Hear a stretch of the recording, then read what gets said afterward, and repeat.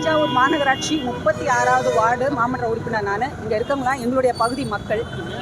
எங்களுடைய பகுதியில் பாதாள சாக்கடை பிரச்சனை ஏற்கனவே 1 வருஷமாக இருக்குது. இருந்தாலும் கடந்த 35 நாட்களாக தண்ணி பார்த்திங்கன்னா பூக்கார முஸ்லீம் தெரு, வடக்கு தெரு, மாதா கோவில் தெரு இந்த பகுதியெல்லாம் சாக்கடை தண்ணி வந்து சாலையில் போயிட்டுருக்கு.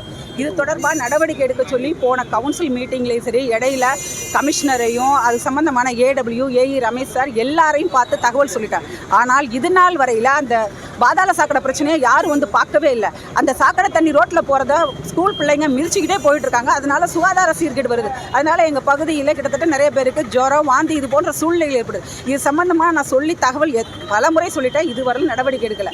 இது மட்டும் கிடையாதுங்க, தூய்மை பணியாளர்கள் வந்து வேலை பார்க்க வராங்க, வண்டி கிடையாது. ஒரு வண்டியை வச்சுட்டு அவங்க எப்படி வேலை பார்க்க முடியும்? தூய்மை பார்த்திங்கன்னா குப்பை அள்ளுறதுக்கும் பிரச்சனையாக இருக்குது, அதுக்கு வண்டி கிடையாது. அதுபோல் பாதாள சாக்கடைக்கு 51 வார்டுக்கும் ஒரே ஒரு வண்டி தான் இருக்குது. அந்த ஒரு வண்டியை வச்சுட்டு தான் ஒர்க் பண்ணணுங்கிறாங்க.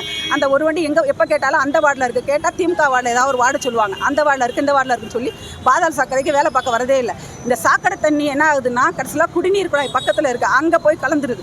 அதில் குடிநீர் அதுதான் குடிக்கிறாங்க. அந்த சாக்கடை தண்ணி அது உள்ளே போகும்போது என்ன ஆகும்? அதை குடிக்கிறவங்களுக்கு அதுவும் பிரச்சனை வருது. ஒட்டுமொத்தமாக எங்கள் பகுதியில் இருக்கிற பாதாள சாக்கடையோ, குடிநீர் பிரச்சனையோ, குப்பை பிரச்சனையோ, எந்த பிரச்சனையும் இந்த மாநகராட்சி கண்டுகொள்ளவே இல்லை.